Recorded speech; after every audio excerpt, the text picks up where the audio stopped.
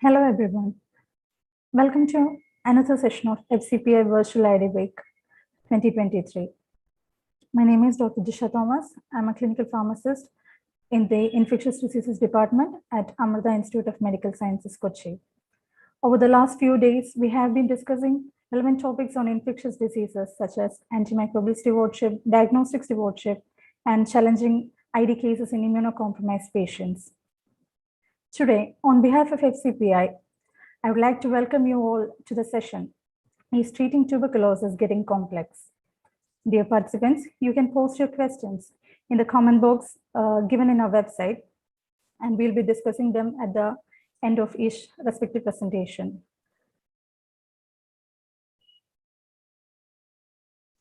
I'm honored to welcome three distinguished speakers who are well experienced in the field of diagnosis and management of tuberculosis. Now, we will start with Dr. Camila Rodriguez from PD Hinduja Hospital, Mumbai. Dr. Camila is a consultant and head of the Department of Clinical Microbiology at PD Hinduja Hospital, Mumbai. She'll be speaking about implementation of TB genomics in clinical practice. Over to you, ma'am. Thank you so much, Disha. Disha, can I share my screen? Yeah, sure, ma'am.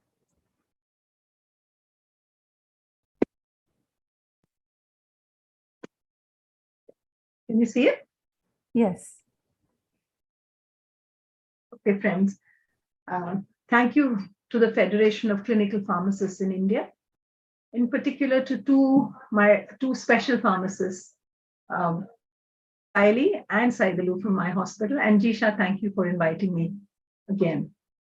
My topic today is implementation of TB genomics in clinical practice. And I think it would be possibly pertinent to say that accurate diagnosis in tuberculosis has really been, has the capacity to be the cornerstone in TB control. And regrettably, the biggest impediment so far has been testing. If you look at smear microscopy where you see TB, you grow TB with culture, or you multiply TB with molecular methods. And the biggest impediment or the Achilles heel so far has been that it just takes so long to grow and culture TB that by then either the patient is more serious or we've lost interest. And yet today, despite molecular methods, just 1 in 3 patients are bacteriologically confirmed, and only 1 in 5 are molecularly confirmed by WHO-approved tests. I'm not going to spend time on this, but just remember that there are 3 types of TB tests. One is for TB infection. This means latent TB. One is for TB disease. That means active disease. And here you have 2 types. One is near patient point of care tests, and you have lab-based tests. And the third is tests for TB progression. Now, really, the landscape of TB has changed in the last decade. All of us know that it's really been a game changer. Certain tests, starting with the Gene Expert that was introduced in 2010. And over the last decade, maybe almost 23 years, there's been a huge array of fantastic tests. In fact, I think it was Vladimir Lenin who said that there are decades when nothing happens and weeks when decades happen. And that really has been applied actually to TB diagnostics. So if you look at from 2010 onwards, and particularly in the last few years, there's been an explosion of diagnostics. And if we have to transform it, I think it should be, TB testing should be non-sputum based, it should be affordable, it should be really close to patients, close to communities, and has to be decentralized. And clearly it's time to usher in a new era in TB diagnostics. And this is a really pivotal time for TB testing because rapid and accurate diagnosis of TB is so fundamental. But to be impactful, we need to be fast, and drug susceptibility testing must really be performed directly on clinical samples. We can no longer wait for culture to grow it and then do the DST. We have to do it directly from clinical samples.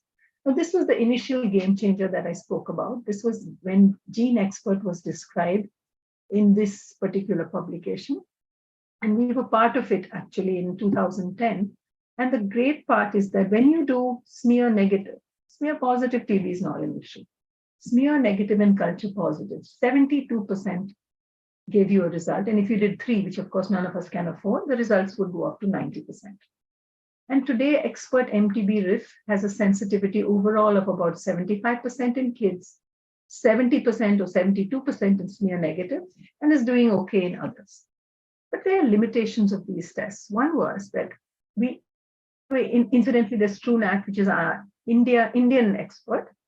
And you have the limitations are that they don't tell you the exact SNP. SNP means a mutation. They don't tell you the exact SNP responsible for RIF resistance. They're not able to pick up INH monoresistance, and I'll come to that in a bit. And sometimes they really are not able to be so sensitive as to pick up early disease, such as an HIV in pediatrics, etc. And I'm not going to go into these other two because it's a bit too theoretical. Now, this is the difference between the MTB, the old one as we knew it, and the newer model of the newer version of expert, which is called the expert ultra. Now here, you'll see that the limit of detection in the old one was 112 CFU per mil, and it's come down to 16. But nothing comes free in life, and you have issues that you may have a small percentage of patients, especially those who've had TB in the recent past, who may give you a false positive when you get a trace call. And again, you look at, it's really done well. The new Ultra has done well in terms of not compromising RIF resistance, which may have been an issue in the older model. So I'm actually going to show you a case. I'm going to talk of 4 cases to make it more interesting. This was just showing right dosing, since you are a Pharmac audience, in drug susceptibility. This patient was treated elsewhere. He presented to us with pain radiating from the back, though he was having weight loss, and his biopsy actually didn't show osteomyelitis. As you can see, he was treated, his expert MTB was done, which showed RIF not detected. He was treated with these doses and steroids. Now, if you can see here, the dates are not visible on the radiology, but here was the initial abscess. As you can see, it's 4 months later, the MRI was repeated because the patient was having worsening of symptoms. You can see the size has increased, and it's actually extending to the iliopsoas. He was referred for ID opinion. And we knew that he was drug susceptibility. So that was not an issue that this was maybe drug resistant, which is always a worry for everyone. And if you look at the new clinical standards for dosing and management of TB that was put out last year, you'll see that which patients will benefit from TDM, and I would urge you to read standard 4. So we actually did measure this patient's RIF levels from the serum, and an hour later we measured it in the pus, and we found that he was not able to attain levels in the pus where we needed it at the site of infection. His dose was increased to 900, and there was literally symptomatic relief within 3 weeks, and you can see the abscess from here has shrunk. So remember that really can lead to failure from recovery. And this is something that all of you know, and that is that actually rifampicin and INH are antagonistic to each other. And this was some studies that were done from my hospital, the Pharmac department, which actually showed you that sometimes you failure to reach therapeutic levels. I know Aisha is going to do this, but this actually, I put this from a perspective of showing you the importance of TDM, say for rifampicin.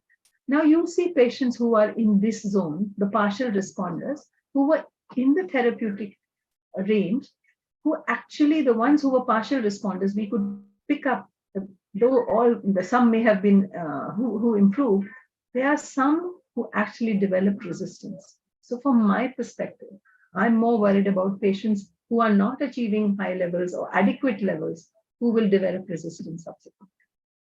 The second point I want you to note is that INH monoresistance is really becoming a worry, because when we look at gene expert, it's only actually picking up rifampicin. And remember, INH monoresistance predates rifampicin resistance across all lineages of TB, across the world and over time. And we actually need diagnostics for pre-MDR. Because INH resistance comes first, it's higher spontaneous mutation, and it's really a neglected cause of concern. This is the next test that we do. All of us in the National TB program are doing line probe assays. I'm not going to tell you the details, but just remember that there are 2 types. One is the MDR, that is INH and RIF, and the second is the second line, which includes the quinolones and the second line injectors. Sensitivity of the LPA test is great for rifampicin and not so good for INH, though specificity is great. And look at this. This is what the national program has done. Really, this is a really great algorithm. where we have actually seen that TB patients are first subjected to a NAT, that is a nucleic acid amplification test, and then they will go to a IRL or a culture sensitivity lab here, and then we're looking at all NAT tests with rifampicin resistance not detected. That means if they're susceptible, are assessed by this test for INH monoresistance. That's a great way to start off treatment. You're making sure that there's no INH monoresistance. We also use this to reconfirm rifampicin resistance. And if it's discrepant, we just repeat it. And the best of 3 is given as the answer. Now, something that all of you need to know is that when we do these tests, we would detect INH. And I'm not going to go into rifampicin, but just focus on INH. When you have a mutant 1, basically you just need to remember that isoniazid is not going to be effective because it's basically a CADG mutation. But when you have an INHA mutation alone, then you will know that you can get away with high dose isoniazid, but ethionamide or prothionamide are not going to be effective. When you have both, you can't use an isoniazid, you can't use INH at all, or for that matter, ethionamide. Now, really, it's vital as we get into more drug resistance that molecular tests be performed at the time of initial diagnosis in order to rule out mutations that impact the potential use of fluoroquinolones in treatment. Now, this is what the WHO put out 3 years ago, which actually has completely changed the complexion of tests of treatment for TB. As you can see, Group A includes the fluoroquinolones, levo or moxi, bedaquiline and linezolid. Group B is clofa and cycloserine, and so on and so forth. So no longer are we using the age-old regimens that we were doing earlier. Today, the regimens have changed. We're moving to oral regimens. And an point that you need to know is that mutations, when we do the LPA, remember I told you there were 2 types? When we do the LPA second line, you can actually see that there are various types of mutations. And basically, if it is a gyrase mutation 94, this predicts that this particular study that looked at clinical outcomes showed that patients had a poor outcome when they continued to use fluoroquinolones when there was a gyrase mutation B or C. And this was really compared with when they compared with all other gyrase mutations taken together. In other words, when you have a gyrase A mutation at 94, B or C, you shouldn't use high-dose fluoroquinolones. And again, in our national program, we have overcome this by ensuring that all TB patients, when they come to the NATs, when they come to the culture sensitivity lab, a second-line LPA will also be run in addition to liquid DSP. And this is how it looks like. For example, if you have mutant 1, mutant 2, or mutant 3A, you cannot give levofloxacin, but high-dose moxifloxacin will work. Then when you have these mutants, 3B, 3C, or 3D, you cannot give a fluoroquinolone, not even high-dose moxifloxacin. And that's the useful information you have when you start. So when you understand fluoroquinolone mutations, basically you remember that these are major determinants in fluoroquinolone resistance. These 2 mutations are particularly associated with treatment failure. Double mutations sometimes have higher MICs, but all is not lost because we found that these 2 mutations, they just remember these words, they can actually bring back hypersusceptibility to fluoroquinolones. So we have so many tests. Do we really need high-end next generation sequencing in high burden countries like ours? And I'm going to now actually talk about sequencing because I think this is an important aspect that all of you need to start getting familiar with. So there are 3 types of sequencing. One is spiral sequencing, one is targeted NGS, and one is whole genome sequencing. Each is different type of sequencing. Now let's look at this little baby. This was a 2-year-old little girl who was treated elsewhere for fever, chest infiltrates, and was given first-line AKT. She came to our hospital 2 months later after starting her treatment with drowsiness, intractable seizures, ptosis, miliary TB, and tuberculosis. Look at this ghastly radiology of her skull. And you can see even in her spine, she has lesions. The child was immediately started. She was fitting continuously, but she was started on IV dexamethasone and anti-epileptics. With great difficulty, we actually elicited a history from her mother. Somehow this was not forthcoming. And finally, somebody said, your mother is also not well. So the poor mother pulled out from a bag this ghastly X-ray. And we found that she was indeed having a TB, and she was on treatment for 4 months, but was not improving. She had no cough. She had a cough, but it was non-productive, and she did not consent for the bronchoalveolar lavage to give a sample. So what did we do? We took the mother's tube, the baby's gastric lavage and CSF. All samples were negative for ZM, and even the expert was negative. So why was it negative? Why was the expert negative when this was clearly TB? And it's about load. And if you can see, like I spoke earlier, rifampicin, the load was 102, expert ultra was a little more. But when you look at pyrosequencing, you can get to even lower levels of DNA. And the other issue is that it's about smear volume. So we all need to ask, when samples are sent to us in the lab, they're very particular. We would need at least 5 mils of CSF. And that's the bottom line on the slide. I don't want to tell you what we do, but the CSF that we need, they've asked for 8 to 10, we'll go down to 5, but less than 5 is really difficult because we need to centrifuge. There's a whole way by which we can improve our quality of testing. So when you have dilemmas in the management of TB and you have drug resistance, we don't know whether this kid was, baby and mother were possibly drug resistant because mother wasn't doing well on 4 months. We don't know whether the baby has a paradoxical upgrade reaction, which is a paradoxical response. We don't know the adequate drug penetration. And there are a whole lot of other causes.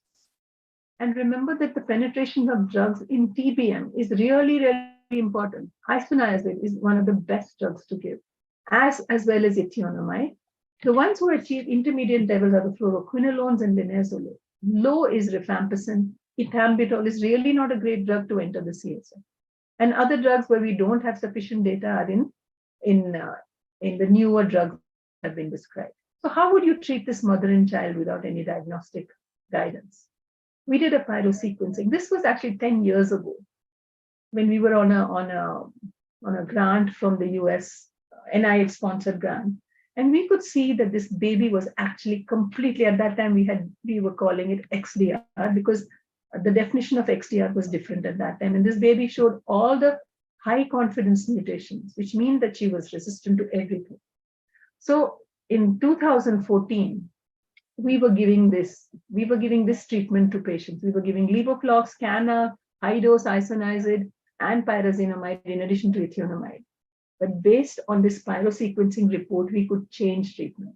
We put the baby then in 2014 on linezolid, clofazimine, PS. We didn't have bedaquiline and the newer drugs, amoxifloxacin, and the ID department added ethionomide and cycloserine. 6 weeks later, by this time, if we would have waited for the report, the baby would have perished, I'm sure. But the culture came positive, and the LPA done at that time substantiated that result. So a needless delay of 7 to 8 weeks with a pill burden with resistant drugs and their adverse side effects was completely avoided. And remember, and 2 years later, when we did their repeat assays, the mother and child really did well. And we've since then been doing a lot of pyrosequencing for TB meningitis suspects, and we found that it's a good test to do, especially when expert is negative and you're suspecting TB. Now let's look at this third case. This was an engineering student who came to my lab. He was 18 years old and he came on a wheelchair. He was being treated for pulmonary TB. This was before he came to us. 4 months later, he developed an abscess on the left palm. Pus was drained, midget was grown, the smear was positive, but midget was not grown, at 6 weeks. 4 months later, he developed an abscess in the left ankle. He was put on injection, amikacin and levoflox added to the first-line treatment. He developed an abscess in the right forearm, smear, again, midget was negative. And now, 7 or 8 months later, he came to our lab with pus coming from the right forearm. The smear was negative this time. And again, the gene expert was negative. Why was this patient not responding to treatment? Was this drug-resistant TB? Was this a paradoxical upgrade reaction? Was this an NTM infection? Were there compliance issues? Was this drug interactions? We didn't know. But when we did a pyrosequencing, guess what? We found that yes, he did have MTB, but he didn't have any resistant mutations. Our next job was to convince the treating physician who had referred him to us that, look, this is not a case of drug-resistant TB. You may add you may add amikacin, levoflox. It's not drug-resistant. So we did his TDM. He did complain of diarrhea off and on. Again, this had to be coaxed out of him. His TDM was done by HPLC, and we found that the rifampicin levels were really low, as was the isoniazid. Subsequently, we showed that he actually had celiac disease with the TTG IgA assay. And immediately, these are his results, as you can see, really INH drift, and all first-line drugs were increased with excellent response. So remember, it's not just drug resistance. We also need to look at why the patient is not responding. So this is the third aspect I want to go through, that what are the options for MDR TB patients if fluoroquinolones are resistant? Here we go. And you can see, as of now, we are treating up, there's the so-called BPAL regimen being described, which is bedaquiline, linezolid, and pretomanid, which is kind of a cousin of delamanid. So most patients, when they're pre-XDR, would get bedaquiline, linezolid, clofazimine, and cycloserine, which all of them have issues. Here, many years ago, I think it was almost 8 years back, we didn't have fancy tests. So we did a derivation and a validation cohort where we looked at if a patient came upfront resistant with MDR, what would be susceptible? This was phenotypic testing. And we found that when you were resistant to INH, when you were resistant to rifampicin, almost 100% were resistant to INH, 94%. But look at the other first-line drugs, 80% resistant to pyrazinamide, 80% resistant to ethambutol, and even then in 2016, almost 60% resistant to the fluoroquinolones. But again, we have a biased population because patients who don't do well come to our center. And now, last month, we published this, that this India accounts for 21% of global MDR 2 years ago. And knowing fluoroquinolone resistance, as I told you, is really essential because these regimens are going to be decided now.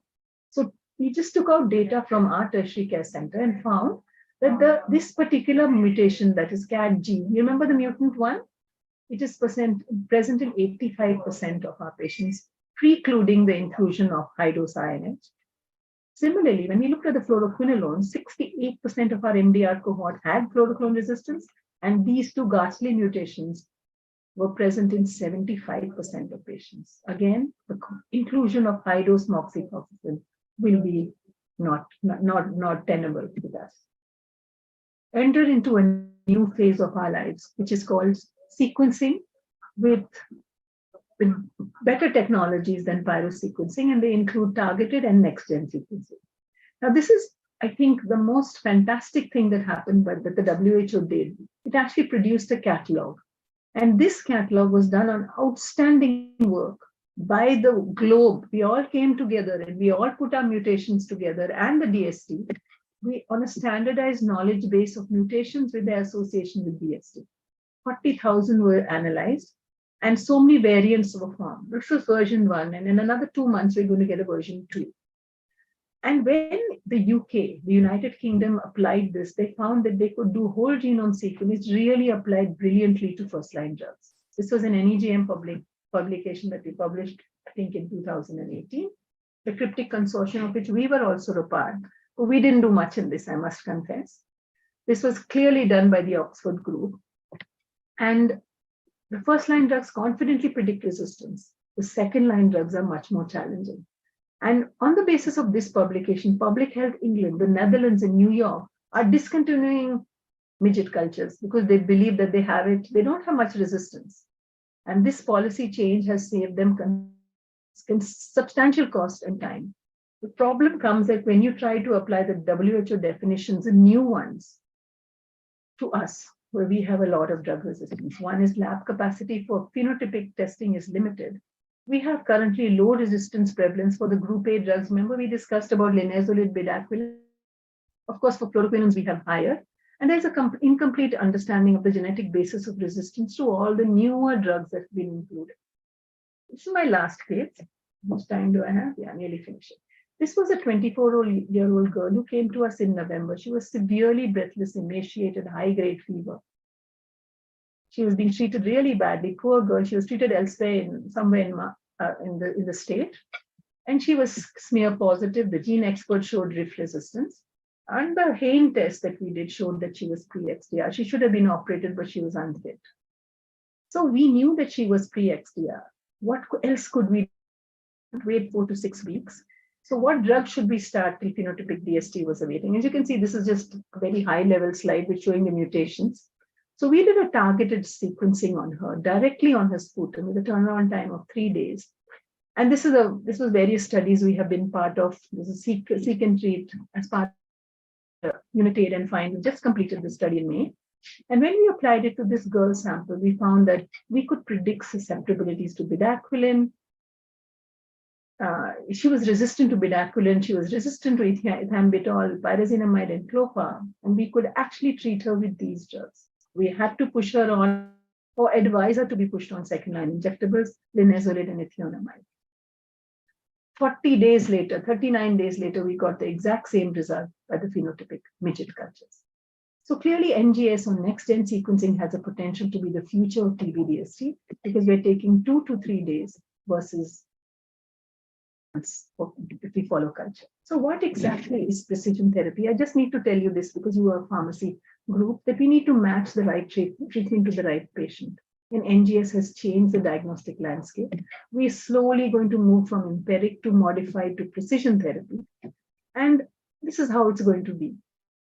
We are going to do TB patients. For all TB patients, if rifampicin resistance is detected, we will hopefully subject our patients to NGS, which will tell us with a validated mutation catalog whether this patient has high-level resistance, don't use the drug, low-level resistance, use with higher drugs, whether this is a variant, it doesn't mean anything. And this is the information we'll be able to tell you within 3 days. So we are transforming the TB landscape, remember, and hopefully these assays currently are difficult, they are expensive equipment, but hopefully with plug and play, this should be available for all drugs with a turnaround time of 2 days. And finally, friends, these technologies are great, but they really mean little if they cannot save lives. We need to remember that it's the time a patient seeks care, the lab is just one of the cogs in this wheel. To the time he's cured, there's so much that goes in between.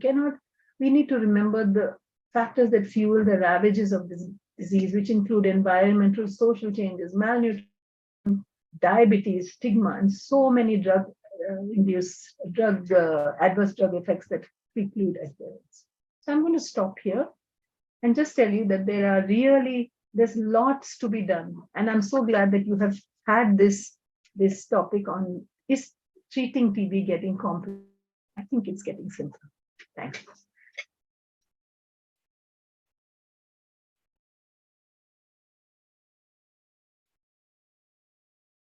Thank you. Yeah, I'm done. Thank you so much, ma'am, for an informative summary on the TB genomics and its application in clinical practice. If there are any questions, I'll be happy to take them. Yeah, ma'am, yeah, we have some questions for you. So what do you think are the diagnostic challenges in improving the appropriateness of antitubercular therapy? The diagnostic challenges are really getting to the last mile, I think. If we have to get to patients in villages, we have to get our diagnostics there, hoping that the patient will come to a center and you're losing time, he's spreading the disease. So the challenges are rapid diagnosis, treat effectively, and if you do those, you'll prevent the transmission. Okay. So, ma'am, related to the issues with phenotypic drug susceptibility testing, so what are the main challenges in that? The challenges are essentially lab capacity. Not everybody is able to do an accurate phenotypic DST. Okay. And again, if you were relying on the age-old solid methods such as LJ, it took time. It takes 3.5 months from time to diagnosis to give a DST on LJ because it is solid media based. If you look at liquid media, it can sort of deliver the results much faster. There are critical concentration issues, which I don't want to get into here, but they are issues currently, which the WHO has addressed to a certain extent. And essentially, it's time. It's time, it's biohazard in the lab. You need labs who are well-versed in doing these technologies across the country. And molecular tests such as GeneXpert don't need that expertise. So I think, that has been the Achilles heel so far in TB control. the time you've taken for phenotypic testing and doing it at a lab that is well accredited. Okay. Thank you so much, ma'am. That was really informative.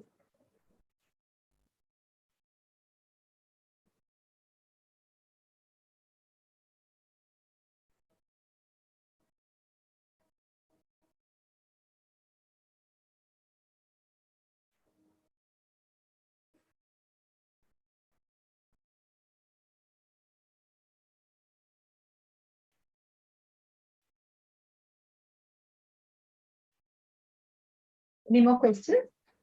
No more They say when there are no questions, more ma'am. questions, either the lecture was terrible and everybody was fast asleep, or it went over everybody's head. I No, hope ma'am, it's you gave a very, you covered very broad aspects on this TB genomics, which is a really complex topic. So it was really informative. And thank you, ma'am. Thank you.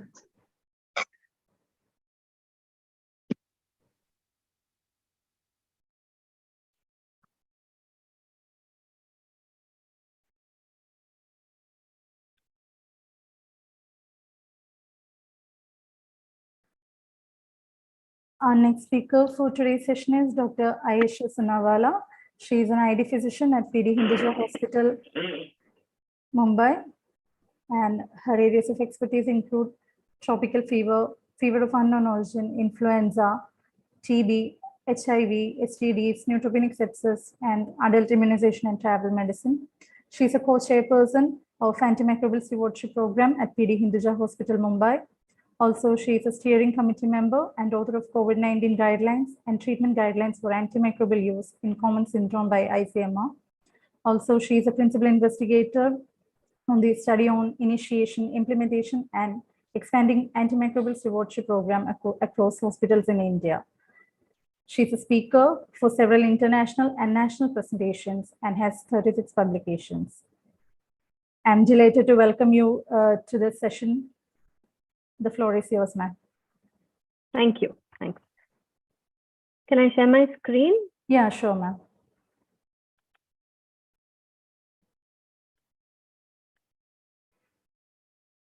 Is it visible? Yes, ma'am. It's visible? Yes, ma'am. Okay, so I'll start. Yeah. So therapeutic drug monitoring in TB.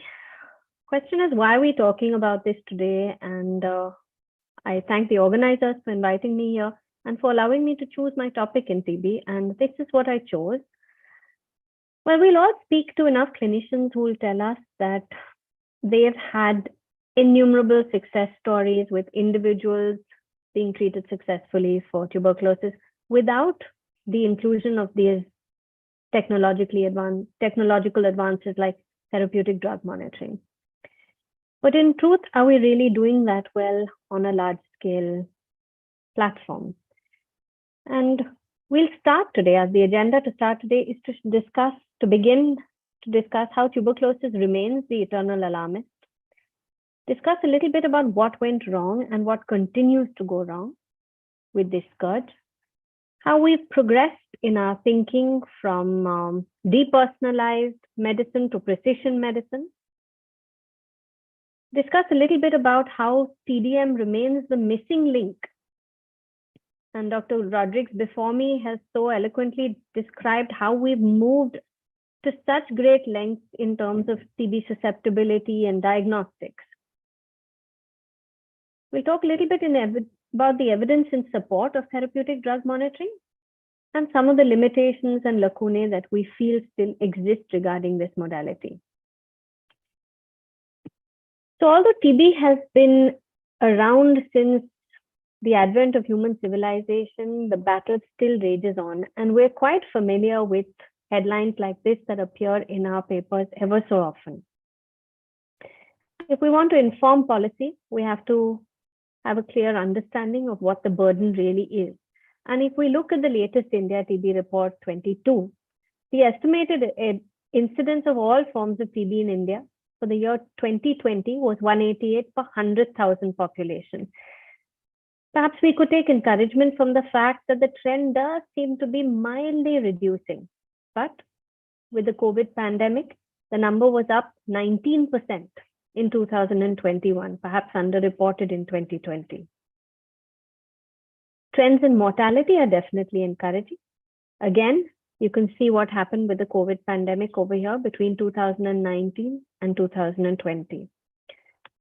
And what we do understand is that mortality is directly proportional to the number of drugs that is resistant. Yeah, so this is all very straightforward data. And it tells us that we're still a long, long way away from the WHO NTB targets of 75% reduction in mortality by 2025. In fact, the cumulative reduction in deaths has been 5.9%, less than 1/3 to the milestone for 2020. So what's wrong? Why are we failing? And this brilliantly written global health report in BMJ by Dr. Madhukar Pai and colleagues discusses what's gone wrong and what continues to go wrong in the two main players, global players in tuberculosis, India and South Africa. And the crux of this article really is that in as recently as 2017, only 64% of the global cases of TB were reported. The remaining 36% missing cases were either undiagnosed, untreated, or unreported. And a deeper analysis suggests that these missed patients are actually actively engaging the healthcare system, both public and private, but they're not adequately managed. So if we were to look at this table, which gives us a clear sort of divide between India and South Africa and what each of our problems are, clearly we strongly outnumber South Africa in our incidence, although our HIV positive incidence is less than half. Our mortality mirrors our incidence. The GDP spent on health, 1%, the numbers speak for themselves. Missing patients with tuberculosis, over 25%, over a fourth of patients with TB are missing. And for whatever reason, 80% of Indians still seek healthcare in the private sector. And as we know, this private sector, unfortunately, is a large heterogeneous mass of doctors from different fields of medicine, sometimes even different sort of sectors of medicine, Ayurveda, homeopaths, and what have you. We were to look at this graph from 100% prevalence of cases, you can see how this graph actually shows you diminishing returns, if I may call it as such. 70% reach TB diagnostic center, 60% are diagnosed with TB, 50% register for treatment and are started on treatment, about 45% complete treatment, and just 40% have complete cure or recurrence-free survival. And the average TB patient experiences a median diagnostic delay of 55 days after consulting almost 3 healthcare providers.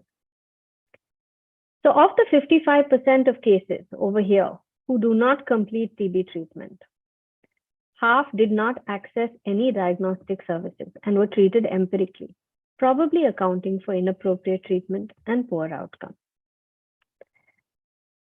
And quoting from this report again, that in the face of extreme odds, healthcare workers and patients are struggling to make the best use of what should be yesterday's medicine.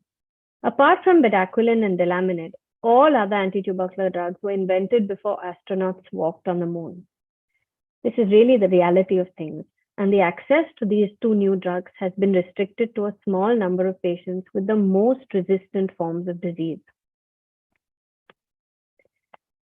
And so this has changed our thinking. We've now evolved in terms of our global TB strategies from the DOT strategy, which was a highly depersonalized sort of public health strategy, to the Stop TB strategy, which was community-based and addressed a lot of the issues of drug-resistant TB, to now the End TB strategy. And the End TB strategy actually is patient-centric or patient-focused.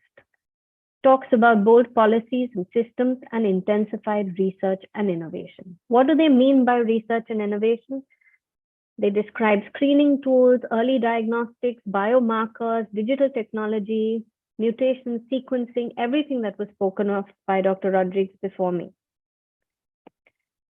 And yet, we can't help thinking that with these revolutionary rapid diagnostics, the mandatory notification that has now come in, the state-of-the-art susceptibility, efficient drug delivery, adherence insurance, screening of even the contacts, household contacts, somewhere therapeutic drug monitoring remains that crucial missing link. And let's discuss why. So what is the science and evidence in support of therapeutic drug monitoring? Put very simply, if a drug is not effectively delivered to the site of the disease process, it cannot produce the desired effect. And so for the pharmacologists here, optimal pharmacokinetics equals optimal pharmacodynamics. Keeping this in mind, if we were to use objective information from plasma drug concentration to make informed individual dosing decisions,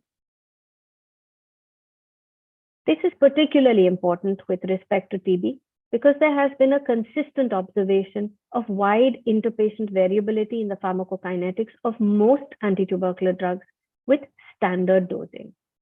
And we know that instead of the MICs, which are used for bacterial and fungal isolates, tubercular isolates only have been characterized as susceptible or resistant at a critical concentration.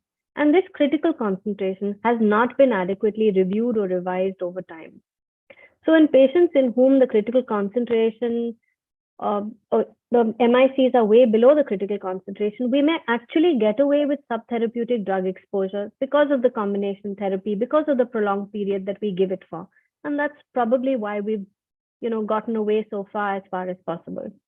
But when those critical concentrations and MICs merge, despite being on weight-based AKT, subtherapeutic concentrations can very well lead to failure and drug resistance. And that's what we have been seeing over the past few decades. And so we start understanding the fallacy of standard dosing. All our prior guidelines talk about weight-based dosing with a maximum ceiling dose concept. So the average rifampicin ceiling dose of 600 mg varied from 12.5 mg per kg in a 50 kg adult to 6.6 mg per kg in a 90 kg individual. And we know that apart from body weight also, there's several other variables, extremes of age, comorbidities, GI factors, interacting medications, the very site of infection, which all affect the bioavailability and pharmacokinetics of these drugs.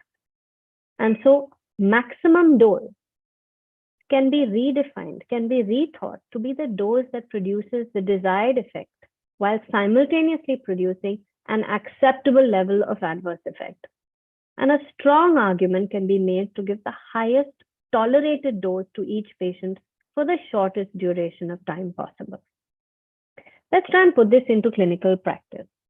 So this is a 32-year-old housewife who presented elsewhere with lower back pain, low-grade evening rise of temperature, and an 8 kg weight loss over 2 months. She underwent a CT-guided pus aspiration. Sorry, you can see the CT scan over here. It showed a D12 to L2 spondylodiscitis, and she had bilateral large psoas abscesses, soft tissue. So she underwent a image-guided pus aspiration, and the gene expert was positive. MTB was detected. Rif resistance was not detected. However, this was a verbal communication. The patient did not have this report with her. She was started on standard weight-based AKT4. She was 49.5 kilos, and you can see that by and large, her AKT drugs were well dosed for her weight. During the intensive phase of treatment, fever came down, she defervesced, back pain reduced. She actually gained 2.5 kilos in weight.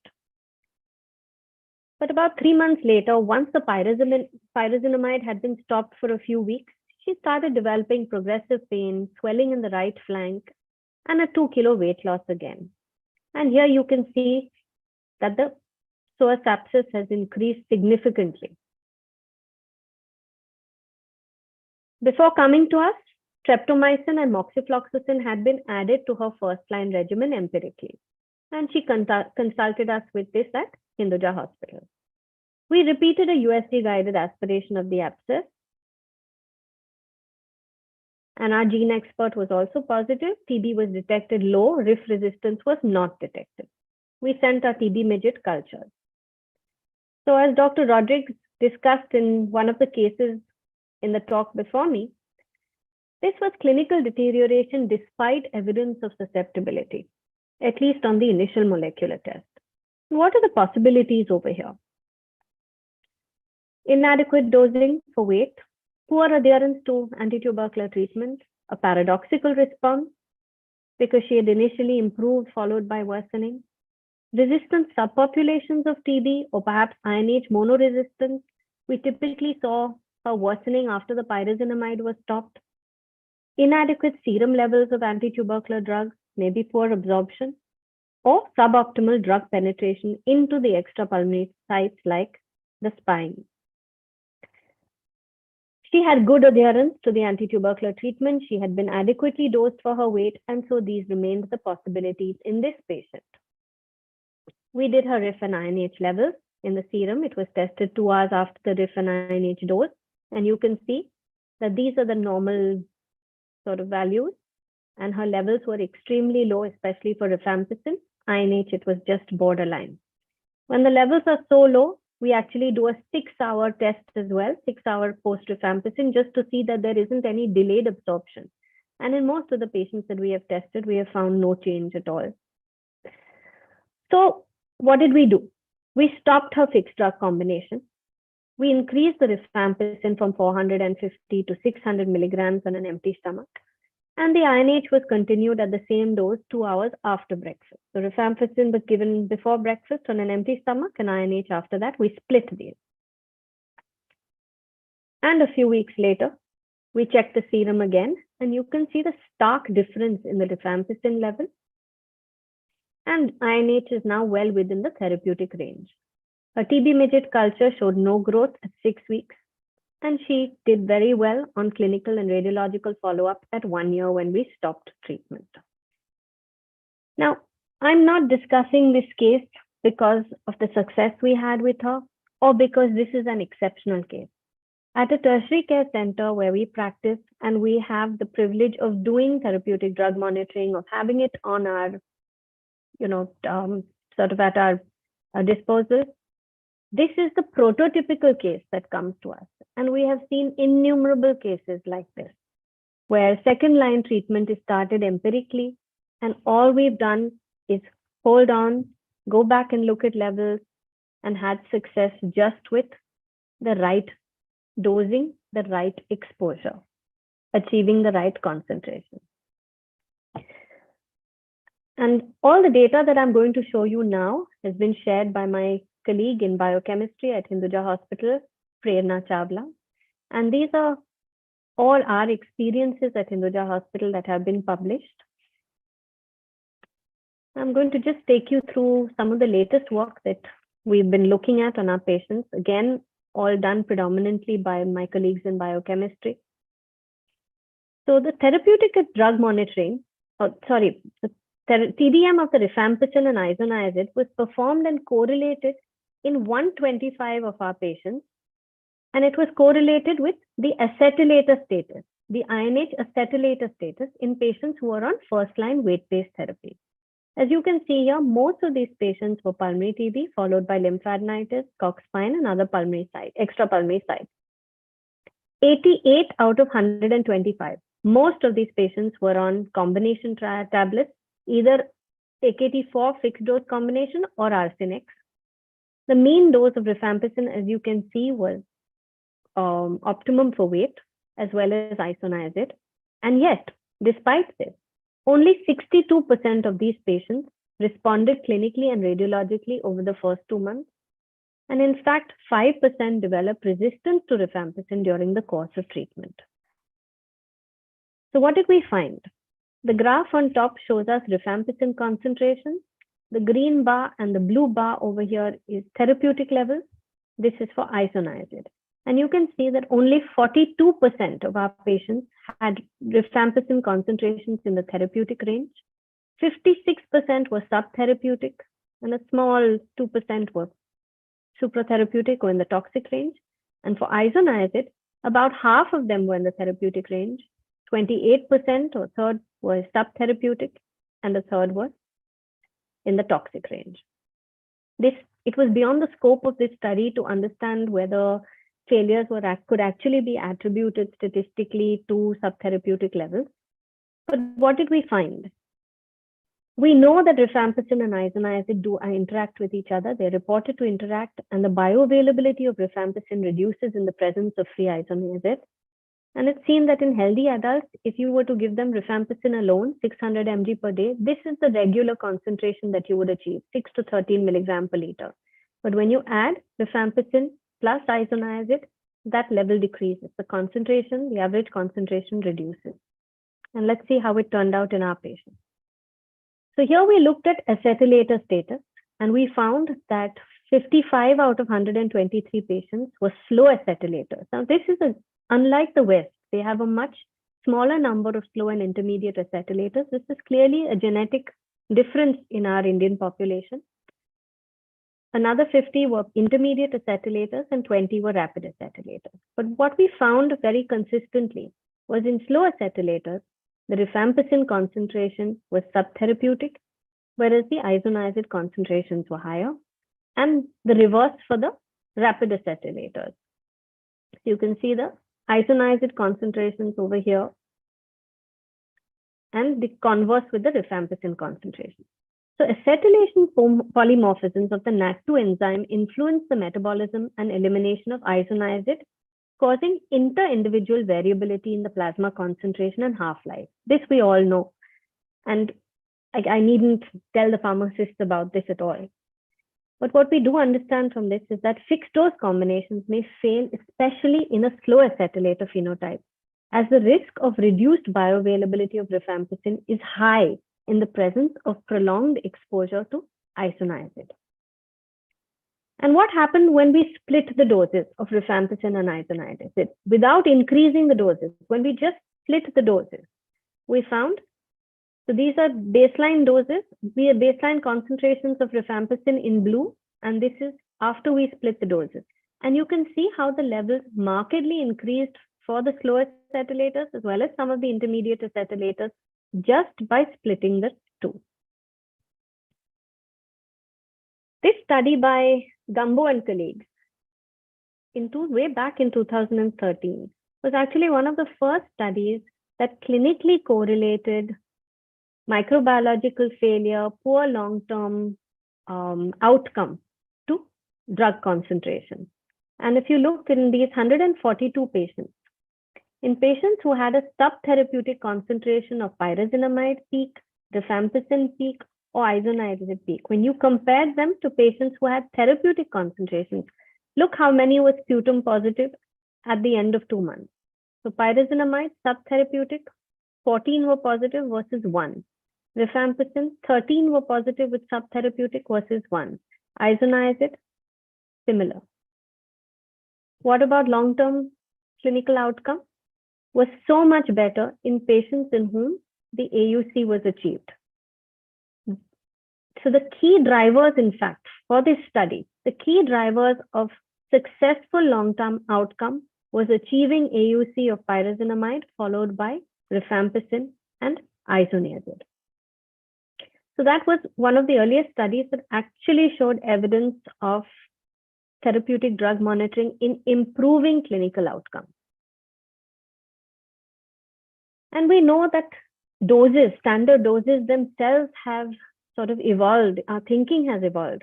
We started out with rifampicin at 10 mg per kg, and we now have studies showing us success and acceptable adverse effects at 35 mg per kg. And most of these studies have been in the sickest patients with TB meningitis. So this initial study showed us reduced mortality with high dose rifampicin 13 mg per kg versus the traditional 10 mg per kg. This is another study, again, TB meningitis, increased oral doses of 30 milligrams, 20 milligrams with no increase in toxicity. And finally, the Pan-African Consortium that looked at high rifampicin doses in pulmonary TB and showed improved early bactericidal activity. However, we know that this cannot be applied blindly to different populations. Rifampicin has a lot of drug interactions. We do see adverse effects with this. And it would be difficult to dose like this without doing therapeutic drug monitoring. What about the other drugs? We actually have drugs, anti-tubercular drugs, for which there's proven concentration-dependent toxicity, like ethambutol causing ocular toxicity, pyrazinamide and its hepatic toxicity, linezolid and its hematological or peripheral neuropathy, cycloserine, the CNS toxicity, and QT prolongation with the fluoroquinolones. For these reasons, definitely therapeutic drug monitoring is warranted like it is with any other drug with a narrow therapeutic index. What about drug interactions? Rifampicin with moxifloxacin, linezolid, and a host of other drugs apart from the TB drugs.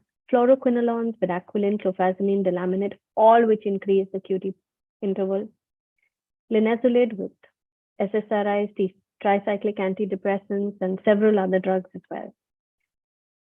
So various reasons for therapeutic drug monitoring. What do the guidelines advocate? It's only the Global Tuberculosis Network 2020 that actually recommends TDM for all anti-TB drugs and even for first-line drugs to improve outcomes, maximize efficacy. ATS guidelines recommends TDM for drugs which have significant interactions with rifamycin. For patients on second-line anti-TB drugs, especially the ones like I described with narrow therapeutic index, linezolid, cycloserine, terazodan, specifically in patients with renal impairment. The CDC's TB program as recently as 2022 recommending it for linezolid and cycloserine at the time of initiation to minimize toxicity. And the WHO guidelines again recommending it for specific drugs. However, there's no standard statement and there's no sort of mention of the methodology of TDM quoted in any of these guidelines. What we do understand is that patients who may benefit from therapeutic drug monitoring are critically ill patients, patients with difficult to treat, difficult to penetrate sites, meningitis, osteomyelitis, HIV co-infected patients on antiretrovirals, diabetic patients, patients with a history of GI disease or GI surgery, renal, hepatic failure, and patients receiving multiple interacting drugs. Now, these are the standard recommendations, and to them, by my clinical experience, I would add these two: extremes of age, body mass index, high burden or disseminated cox, patients on RT feeds or PEG feeds, which you're giving capsules and tablets through the RT feeds, have no idea about the bioavailability, immunosuppressed patients, patients who have a poor response despite compliance and susceptibility, like the case that I just showed you, and patients receiving steroids for, say, paradoxical response. We have seen fluctuations in their levels when their steroids are, being tapered and while they're on high dose steroids.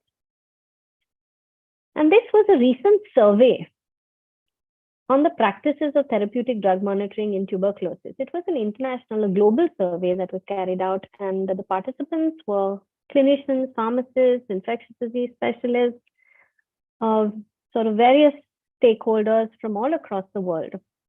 And the countries are divided into red, orange, and green. Green, the ones, you can see China, Australia, parts of North Europe, Peru in South America, where all responses mention that therapeutic drug monitoring is performed. Pakistan as well, but there's just one response from there. Some countries, the ones in orange, where some mention that TDM is done, others that it isn't. And clearly parts of North America, South America, much of Africa, which remains where the survey was not really sort of represented well, but where no TDM is performed. Let's look a little deeper into what people felt about therapeutic drug monitoring. Indications for using TDM, and just the ones that I mentioned earlier, practically all the ones that I mentioned earlier, but very few patients, less than 5% of participants actually said that they do TDM in all patients. What are the drugs that it was done for? Most commonly rifampicin. All first-line agents were about 28%. Aminoglycosides also, linezolid, and then some of the other drugs. Indications based on susceptibility, well, in sort of encouraging to see that most people did it irrespective of susceptibility, followed by various degrees of susceptibility that you can see in the pie chart here. The samples most often were plasma or serum. However, a few participants interestingly reported that they performed TDM on dry blood spot samples, saliva, or CSF. TDM results were received in less than 5 days, 5 to 10 days, or more than 10 days in different number of participants. And the TDM was most often paid for by the public health or healthcare insurance, followed by TB-specific research grants and patients themselves. Now, the ones that I've underlined are the sort of things that we have available to us over here. We use only plasma and serum, but it would be very interesting to look at dry blood spots, especially on a programmatic basis, large-scale basis in the field where it's difficult to collect blood and plasma samples.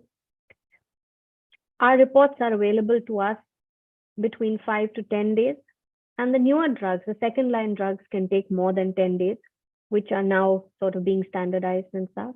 And unfortunately, most of our patients pay for therapeutic drug monitoring themselves, or a few of them through TB-specific research grants, but this is certainly not part of our public health care or health insurance schemes.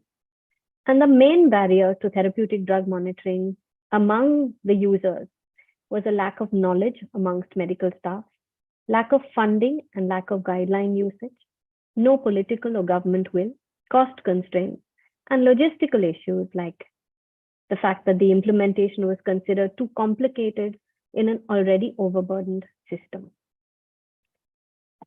So with that, I will summarize that tuberculosis is an ancient scourge that humanity has been unsuccessfully battling for centuries. And keeping that in mind, we have now evolved from depersonalized programmatic approaches to community-centric to individualized precision medicine. In fact, a one-size-fits-all dosing has proven to be ineffective or lead to incomplete treatment, prolonged infectiousness, acquired drug resistance, and treatment failure.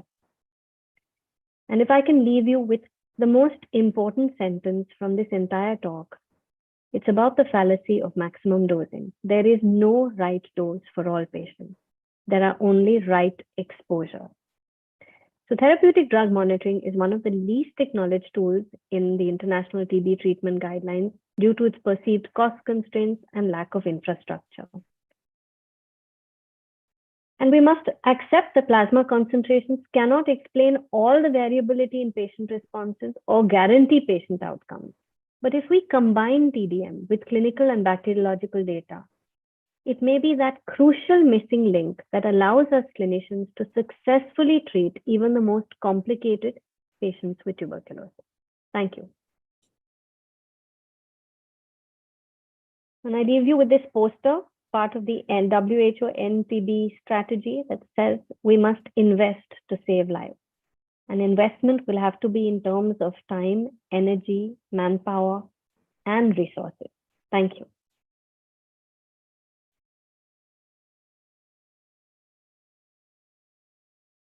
Thank you so much, ma'am. It was a fantastic overview on the therapeutic drug monitoring in tuberculosis. Thank you. We have questions for you. Sure. So the first one is, in a country like India, where the number of TB patients are large and with limited capacity for TDM, is it a feasible option for all patients? Right. So there are more and more studies now showing us how we could improve the feasibility of this. And as I said in one of my last slides, they're actually trying it on dried blood spots, which can then be sort of used with HPLC and tandem mass spectroscopy. Of course, we definitely need more research laboratories, more laboratories with the infrastructure to do HPLC, to do tandem mass, and to get our therapeutic drug levels. But even from the smallest centers, sort of dried blood spots can actually be sent forward. The way we're doing for susceptibility, we don't have whole genome sequencing in smaller places. It's still restricted to the highest sort of research centers, right? But we're still trying to roll it out. We're talking about it. We're working on it. This is really an orphan area that is not even being discussed. Okay, thank you, ma'am. So how often should we do this therapeutic drug monitoring, since the treatment duration is very long? So what is the recommendation? So by and large, what we do is we do it when we start treatment. Okay. Within a few weeks of starting treatment is when we would first do it. If we find that it's in the therapeutic range and the patient continues to do well, we needn't repeat it at all. Oh, But if okay. we find that our patients have sort of done well for a while and then, worsened, or they've never done well at all, they've come to us with a dilemma as to whether, there is paradoxical, there is resistance, there is inappropriate drug exposure, then we would do it, bring the drugs into range. And in order to bring them into range, we would have to sort of repeat it after we have, redosed appropriately. So until we find that they're in therapeutic range and there is clinical and radiological improvement, we might repeat it. But after that, we don't see an indication to sort of repeat it serially, unless, of course, there's been some significant change in the expected in the pharmacokinetics. Patient has gained a lot of weight, patient is on a rice tube feed, something of that sort. Okay, thank you, ma'am. Also, regarding how we can convince the patients regarding the importance of doing TDM in managing their disease, like honestly, I've rarely had a problem convincing patients, even though we have patients from all stratas, patients who are resource limited. Of course, our poorest patients, some of them are on certain programs, certain sort of TB programs in which therapeutic drug monitoring is being done free of cost on a research basis, and that is an advantage that we sort of take. But even patients who are not as affording, when you explain to them and you counsel them regarding the fact that and so many of them have come to us after failing, after doing badly, after having failed one entire course of treatment.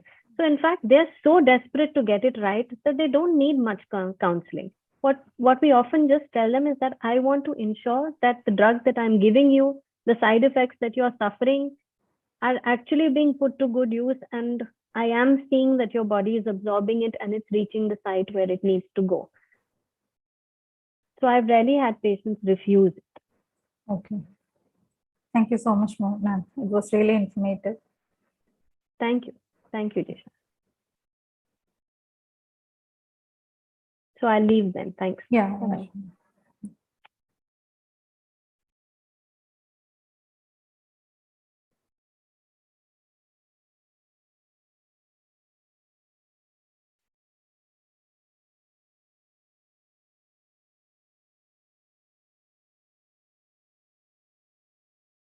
Our last speaker for today's session is Dr. Akhilesh Kunu. He is a clinical professor and senior consultant in the Department of Respiratory Medicine at Amrita Institute of Medical Sciences, Kochi.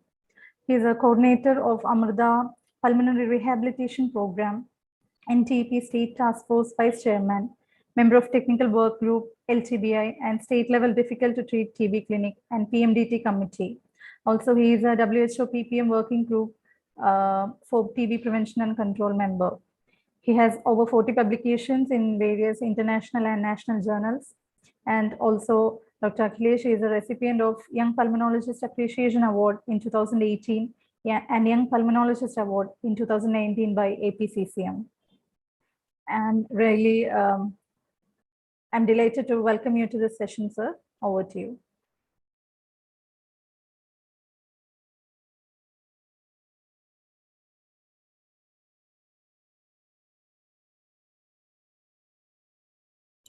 Sir, your audio is not.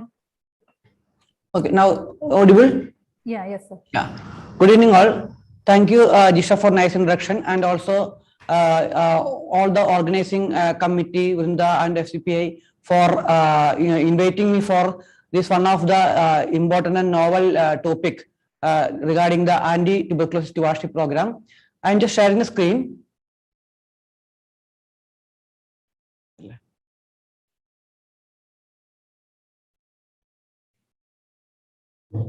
Is it visible? Yes, sir. Okay. One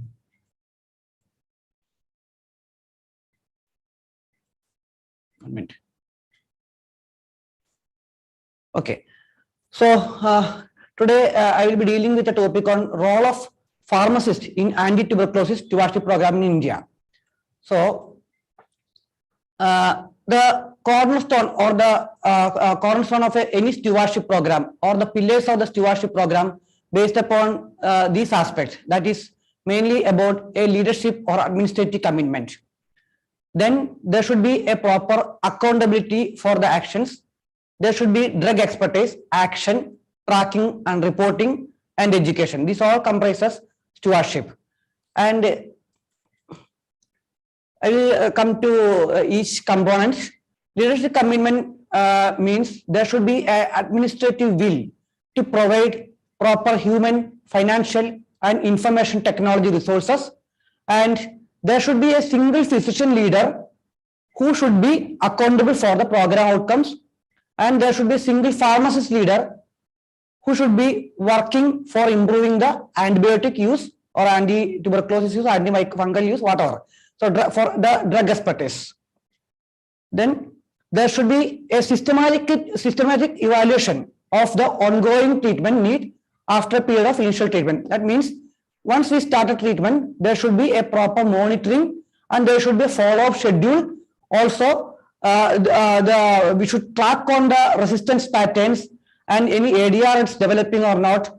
And the regular reporting means whether the antibiotic use is optimal or not, whether resistance is resistant to a particular drug is there or not. This has to be communicated to the doctors, nurses, and relevant healthcare worker staff. For example, in case of anti-tuberculosis, anti-tubercular drugs, maybe once we start the treatment after 1 or 2 months, patient may not respond properly, or there may be an acquired resistance can happen. In this condition, we have to inform or report to the doctors or other healthcare workers.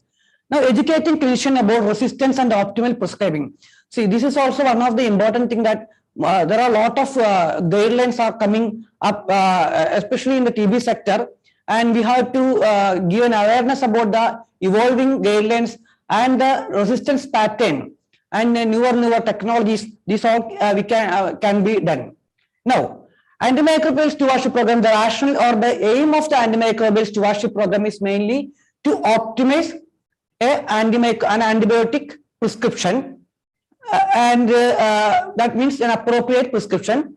Then there should be reduction in the adverse events, and there should not be any, or the reduction in the resistance pattern with any drugs. It can be two types, that is restrictive and persuasive.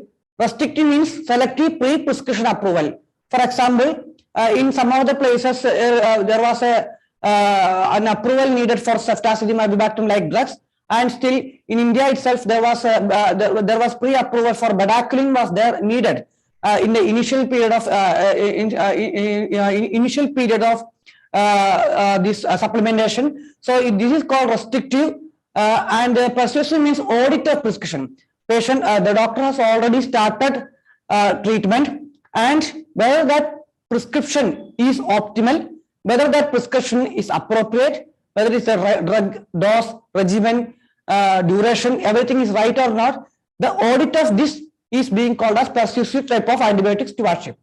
Now, coming to my topic, that is why stewardship is needed for a tuberculosis. You know, the drug-resistant TB is a man-made phenomenon. Genetic mutation, wrong diagnosis, inappropriate treatment regimen. Now, there are a lot of newer comorbid illness, comorbid illness, like in some places it may be HIV, some places it may be diabetes. So this can all lead to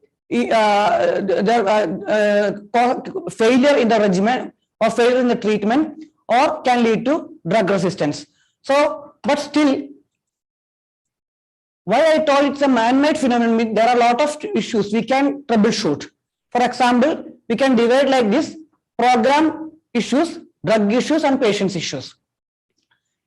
Sometimes there may be absence of program may be there, and inappropriate program or guidelines may be there. For example, in India itself, we had a national TB program in very early ages, and now after different discussion, it has been reformed into the RNTCB guideline, then revised RNTCB guideline again, then national TB elimination program. So it is always an evolving process. So inadequate regimen also can lead to inadequate treatment which can lead to failure and drug resistance, non-compliance with the guideline. This is very rampant because in India is having a diverse country where there are a lot of type of doctors are there, whether it is a modern medicine, Ayurvedic, or traditional medicines, or even quacks also prescribing the treatment. So they may not be compliance with the guidelines. So they may not be aware about the guidelines, or there are some issues like some concern regarding the adverse events or concerns regarding the loss of follow-up of the patients.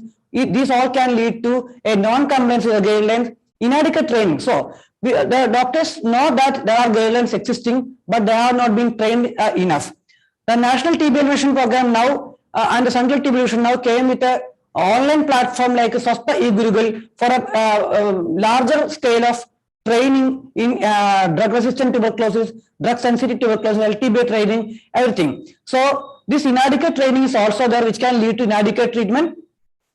Lack of monitoring. That is one of the main issues in which we can assume in the private sector, especially because in government sector we assume that the dot is performing nicely, but in private sector, once we start the patient, sometimes either it is like if patient comes only, we will be able to know. Otherwise, there is no proper tracking system, or there was no proper tracking system exist in most of the private hospital, and poorly organized or funded programs like some stewardship program itself. Sometimes some of the hospital may not have enough staff or funding for running these programs. So these are some of the programmatic issues. Now coming to the drug issues, inadequate supply. That is as per now National TB Elimination Program is there. So I don't think that it is an issue. Poor quality of drugs. See, there are NTP, fixed drug combinations are there. There are a lot of type of private ATTs also available with different brand names. That also may be there. So we have to assess the quality of the drugs also, storage conditions, and wrong dosage or combinations. So suppose there are some, as I told, there are some fixed drug combinations are there, but we have to understand that most of the ATT prescription should be based upon the weight. For example, we usually see a prescription of AK-24 in any of the age, any of the weight group, but we know that in some of the overweight age group, it may not be sufficient itself. So there may be wrong dosage or combination can lead to inadequate supply or sorry, inadequate treatment, which can lead to failure or drug resistance. Then inadequate drug intake. Again, poor adherence is one of the main factors from the patient side. It may be due to fear of taking the medicines, or because of the adverse drug reactions, comorbidity, sometimes maybe non-availability of the free drug. Though NTP is widely available across the country, now still private sector contribute to most of the drug supply for this for Indian population. So if non-availability of the free drugs is one of the other concerns for poor adherence, adverse drug reaction already discussed. Social and economic barriers, especially poor access to a hospital, can lead to a poor adherence, especially if there is an ADR is coming. Malabsorption or substance abuse, especially alcohol abuse, is one of the other reasons for poor adherence. Still, as I told earlier, again 50% of the TB patients are seeking care from non-RNDC private sector. This is the data in 2014. And you can see the trending ATT in the private hospital. As you can see, the national-wise trend is slightly decreasing from 2013 to 2016. There is not much significant decrease, but still it is decreasing. Maybe because of there are stronger private sector, private public engagement is happening now in India after the evolution of the standard of TB care policy. And also there are a lot of newer training methods. There are more awareness has been created among the private practitioners regarding the drugs, diagnostics, etc. So private ATT, even in the private hospitals also, the NTP FDC is being supplied. So that may be one of the reasons for this downtrend. But one of the things we can see that there are several types of formations are there. FDC, there are fixed drug combinations are there. For example, for some formulations like Acrid-4, then co-blistered combinations are there. Single salt combination like a loose drugs.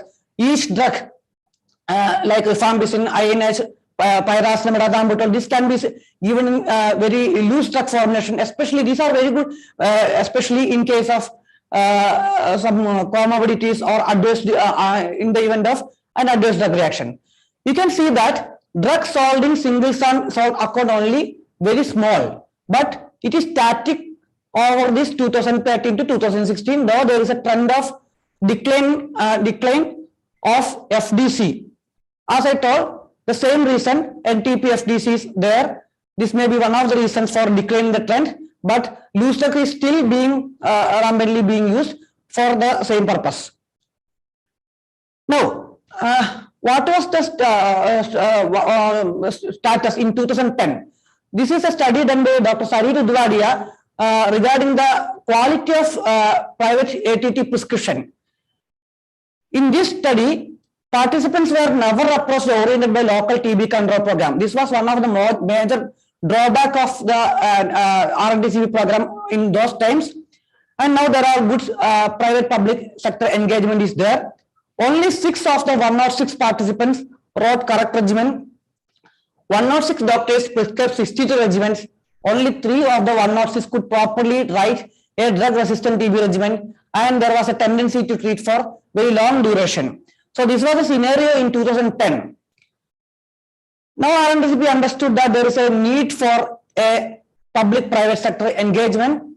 So with the public and private sector engagement only, we can achieve the target of eliminating tuberculosis. With this idea, Indian Medical Association, Tuberculosis Association of India and Indian Academy of Pediatrics joined hands to form the standard for TB care in India. And we have 26 standards, and these are broadly can be divided as standards for diagnosis and screening, standards for treatment, standards for other aspects. Other aspects means public health initiatives like Panchayati Raj system, this health education, airborne infection control, and the other social welfare program, etc. Now, what is the status after this standard of TB care in India? This STCR has been developed in 2014. This is just after 2 years. That is in the study done by Morrison et al. Among the private practitioners, urban private practitioners. So in this, we can see that only 52% of practitioners sent more than 5% of patients with cough for TB testing. 83% used smear microscopy for diagnosis. That was good. 33% monitored treatment response. Still, there was some lacuna. 22% notified TB cases to authorities. There was a slight increase in those periods. Of 222 practitioners, 68 reported referring all patients with new pulmonary TB for treatment, while 160 listed 27 different regimens. And 78% prescribed a regimen which is in standard with the international standard of TB care. This is a very good achievement after the standard for TB care in India. Appropriate treatment practices differ between chest physician and other specialties. Now, background pioneer work in our hospital. What we have done in our hospital, that is Namardan Store Medical Science. So we have started identify the barriers by internal survey. Means our notification was also in quarter only 13 notification per quarter in 2014 also. So what we have identified means we have done a survey among the doctors itself. Why they are not notifying? Because they were not aware. They don't know the process. They were not so much optimistic about the proper outcome. They were not sure what we are going to gain with a notification. We should know that notification is the first step for improving the outcome monitoring and all other schemes. So this was very important. So they have told there are a lot of type of barriers where they're like busy timing and all these things. So we have to sensitize the doctors, integrate medical and paramedical departments with and form a single window system, through which the notification was a smooth process. We could properly do monitoring And this center is also being used as a center for engaging with the public sector for all other aspects like sending a sample to a public sector, and also for any TB pension scheme and all these things, and IEC activity.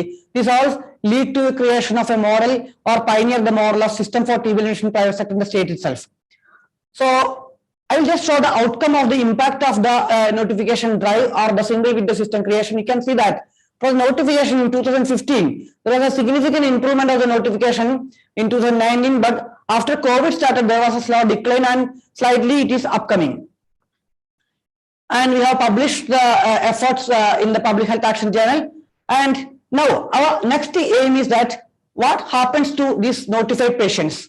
So with this, we have done another study among the patients initiated on private regimen. Means we want to know what happens to these patients. So we assess the outcome. The success rate was 70% among pulmonary tuberculosis, 76% among extrapulmonary tuberculosis, which is consistent with the national data. But 21% data or the details of 21% undergoing private ATT could not be obtained and were considered as lost follow-up. That means a good percentage of the patients we were not properly monitoring or tracking. This is an issue. The hospital was not having information about what happened to the patients after diagnosis. So here comes the role of anti-tuberculosis stewardship program, which mainly focus on the diagnostic standards and the treatment standard. Treatment standard means not only the appropriate regimen, but also for the proper monitoring and also for the outcome assessment. So mainly it is based upon, we should have a standard. So mainly it is based upon standard of TB care in India. Then for extrapulmonary index TB guidelines there, British Thoracic Society guideline was used for comorbid illnesses, and drug-resistant tuberculosis guideline was there. And the main guideline we are following is based upon the technical and operational guidelines for tuberculosis control in India by the Center for TB Division. Now, the main parameters for anti-TB stewardship program, whether the right indication was there, whether it is a right drug, right dose, right duration, or the right frequency. These are the 5 variables. So this is the flow chart. A clinical pharmacist will enlist all the anti-TB drugs for the hospital, pharmacy, consumption data, and daily data collection and data entry will be done by the designated anti-tuberculosis stewardship clinical pharmacist. We have designated a clinical pharmacist for anti-tuberculosis stewardship only. We were running an antimicrobial stewardship program in a very nice way. So it was an easy step to assign our anti-tuberculosis stewardship clinical pharmacist and also formulating the flow chart and the guidelines. So the team involved an administrative champion who was a medical superintendent itself, and a pulmonologist and a general physician, and the case review was done 2 days per week. If there is an appropriate prescription, we used to send an appreciation mail, and if there is an inappropriate prescription, we used to suggest a recommendation either by email or by a phone call. And also, if it is an IP patient, specially designed ATT as a recommendation form will be filed in the IP sheet, then follow-up complaints and adverse event management through phone calls and follow-up till the end of the treatment by the clinical pharmacist itself. This was the flow chart what we are following for the anti-tuberculosis stewardship program. Now, this is a small data during the 2017-2019. We had around 358 private cases, and you can see that almost 71% case was appropriate prescription and 28 was inappropriate. You can see that in 2017-18, the appropriate prescription from that 2017-18, it has rise to this level in 2018-19, around 61 to 81%. And inappropriate prescription was reduced from 38 to 18%. So this was a good achievement after the anti-tuberculosis stewardship program. And there was inappropriate prescription maybe because of several reasons. There was not much inappropriate indication, but there was inappropriate dosing was a major problem. This was mainly because of several reasons. As I told earlier, there may be ADR may be there. So the physicians may be little apprehensive of starting a higher doses So other comorbid illness, elderly patients with multimorbidity. In this case, again, the physician have a hesitancy to start with the optimal weight band based appropriate dose. That was one of the other issues. Now, comparison of complaints recommendation. See, in 2017-18, we had to file almost 38% recommendation. Only for the inappropriate prescription, we are giving the recommendation. The complaints was 15% initially, and we have complained in 2018. The recommendation, we did not need to give that much of recommendation. Complaints was also static, but still, the appropriateness of the prescription were too high. As you can see in the graph, you can see that the clinically diagnosed cases has decreased and microbiologically diagnosed cases increased. That means the appropriate diagnostic testing like gene expert, a culture, and AFB smear, an attempt to do a microbiological diagnosis has been done over the years, and it has significantly improved through the anti-tuberculosis stewardship program in our institution. And this data has been published in PHA, and the Lancet TB Commission also suggested such type of stewardship program in private hospitals are crucial for ending TB elimination in the world. Now, where the role of clinical pharmacists comes into stewardship program, there should be a proper data collection, data entry, reporting to doctor, reporting to the patient, monitoring of patient, follow-up, and any failure is there. All this can be collectively done by a clinical pharmacist, and that is a clinical pharmacist is one of the most important person for an anti-tuberculosis stewardship program. And why pharmacists? Why not any other profession like a nurse or a social worker? See, pharmacists know about they have the expertise in drug formulations and drug interaction, drug-food interactions, mechanism of action of each drug, impact of modification of ATT with different drugs. Suppose if you are changing from one regimen to other regimen, how they are going to interact, how, especially in the comorbid conditions, how there should be a modification with regard to suppose creatinine clearance or CP score, etc. Then data entry and maintenance, that is one of the most important things. Why? Because we have to show the physicians the impact of this process also, so that they will be convinced about the quality of the prescriptions. Then the research background is also there. This can have these all can have an impact in a stewardship program, and also quality of prescription, quality of the treatment, etc. Now, challenges in TB stewardship. What are the challenges only in regarding the tuberculosis? We have a strong national programs are there. There are a lot of guidelines are there. In globally there is some variations in the guidelines. Though generally all are okay, but in some places, for example, ethambutol is included in the Indian guideline because of the high prevalence of the INH resistance. So these type of examples are there and variations are there. So rapid changes in the regional or global guidelines also there. Over the last few years, we have witnessed lot of guidelines and lot of diagnostic modalities in TB sector. And now, as the previous speaker told, there are a lot of newer changes are coming with the therapeutic drug monitoring, newer diagnosis like whole genome sequencing, expert texture. These all are coming. So appropriate use, we should know the appropriate use, interpretation, and educating the clinicians and also the patients also. So these are all important. So rapid change in the guidelines, one of the constraints. And prescription ranges from general practitioners to super specialists, as TB is a multi-system disease. The expertise is different among different type of practitioners, as we have already seen in the previous studies. Lack of availability, knowledge, and optimal strategy in diagnosis. This I already have discussed. Those people who are practicing in a single clinic or in a peripheral places, and there is a difference with that. There will be difference among the multi-specialty practice and a private sector or a single doctor clinic practice. So lack of availability to correct a drug, lack of availability to an optimal medication, knowledge regarding the correct strategy, appropriate drug, appropriate diagnostic strategy, how to monitor, what are the parameters we have to monitor. These all are important. Prescription practices and evolving behavior changes.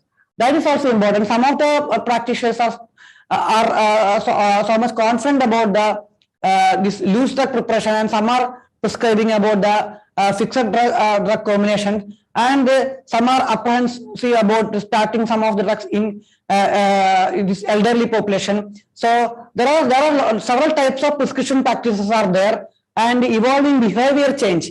So we have to incorporate, or we have to do something for changing the prescription behavior also, especially in the TB, because earlier we did not have a proper, though we had a guideline, we did not have a proper standard for TB care documents. So now we are having, so this behavior has to be changed for a proper prescription pattern. Age-old empirical ATT practice.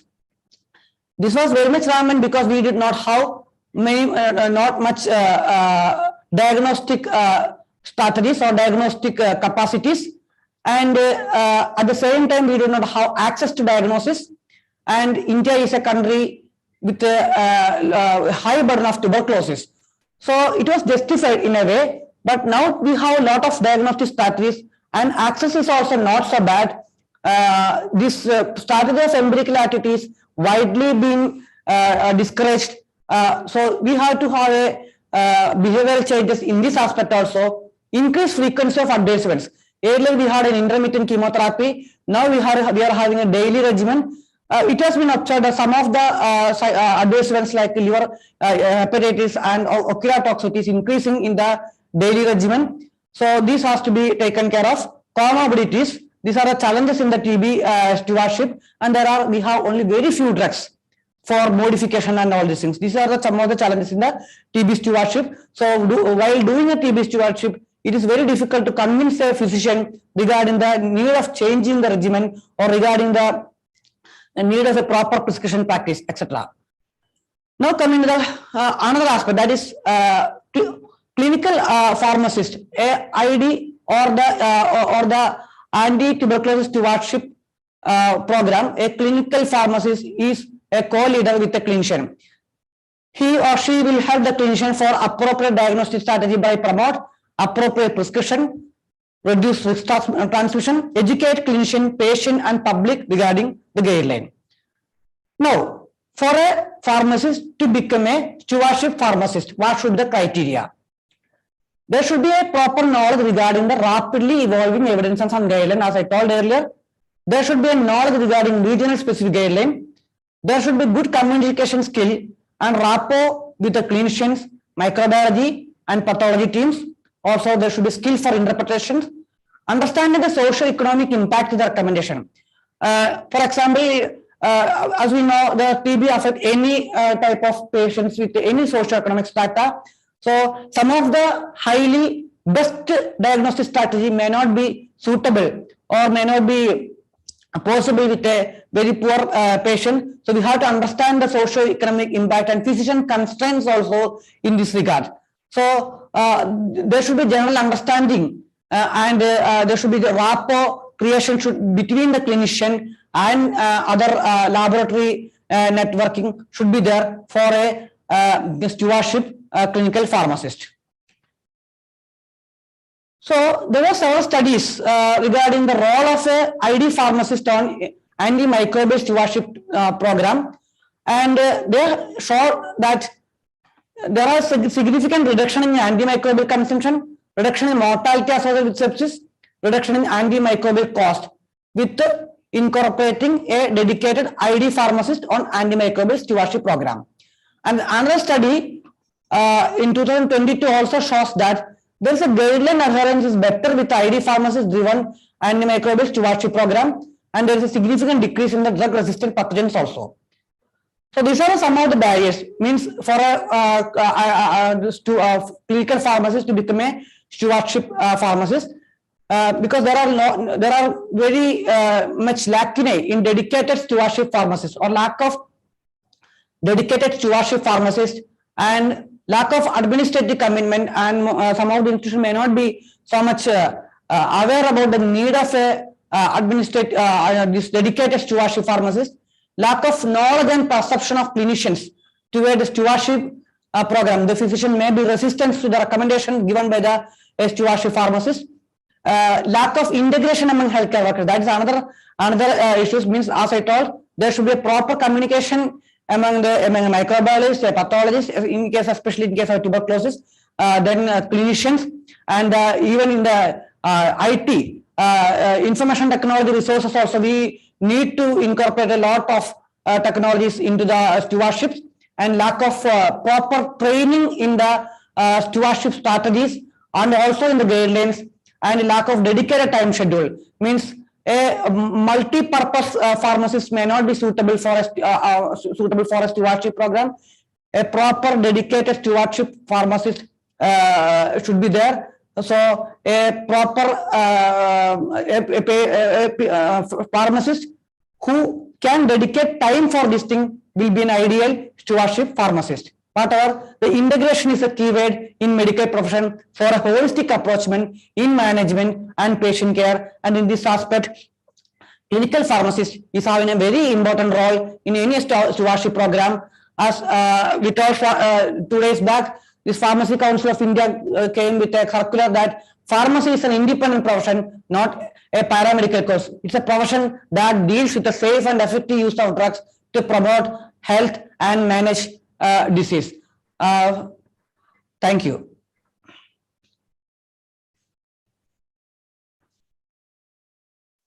Thank you so much for sharing your knowledge and expertise in anti-tubercular therapy and highlighting the importance of the role of clinical pharmacists in anti-tubercular stewardship, sir.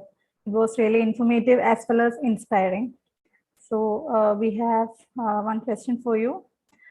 So in your opinion, does the lack of TDM affect the optimal management of anti-tubercular therapy in your patients?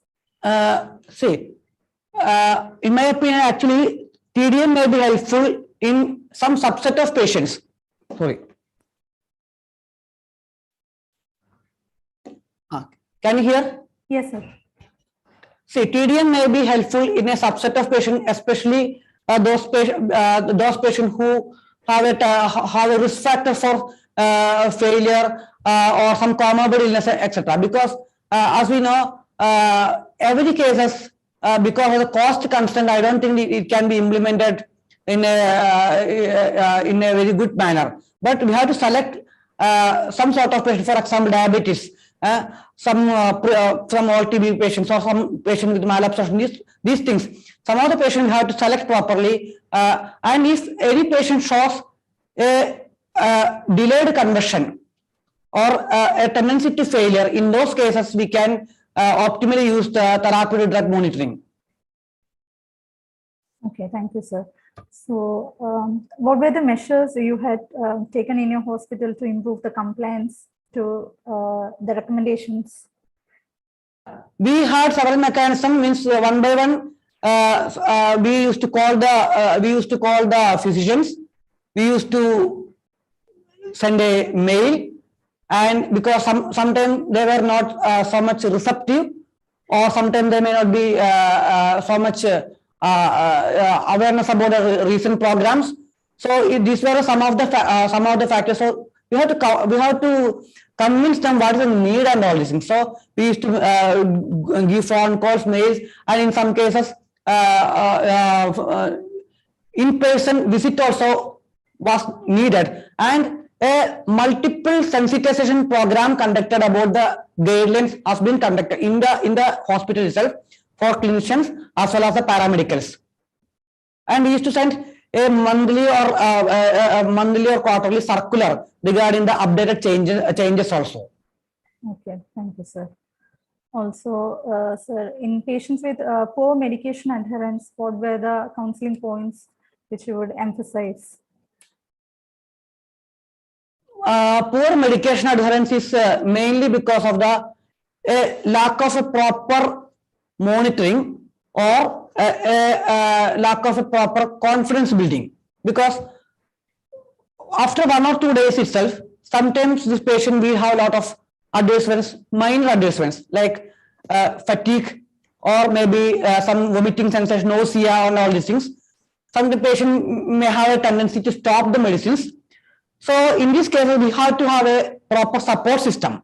So we have to call the patients in between. We have to counsel the patient regarding the need of adherence.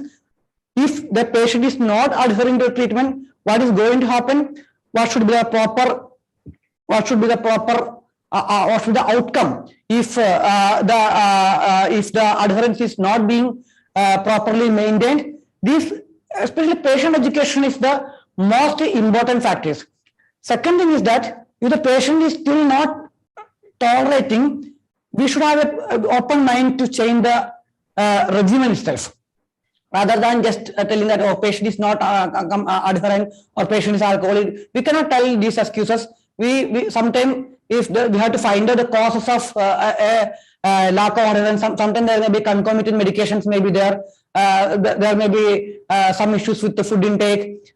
So these issues has to be, we should be open minded, and there should be access. Patient should have an access to a pharmacist or a clinician or a social worker for discussing about their issues for a proper adherence. Thank you so much, sir. It was really informative. Thank you, organizers, for giving me this opportunity again. Good evening. Thank you, sir.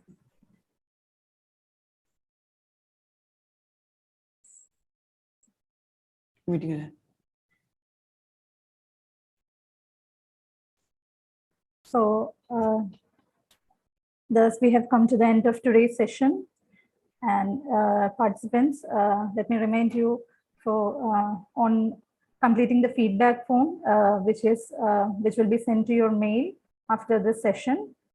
So you need to fill the feedback form in order to get the certificates, and you will be receiving the certificates within 10 days after completing the feedback form. Also, the recorded version of this session can be viewed after this event. So now I am sharing this, the brochure of next day's event. That is, the session theme is non-clinical aspects of antimicrobial stewardship. So I am just reminding everyone to attend this and make use of it. That's all. Thank you.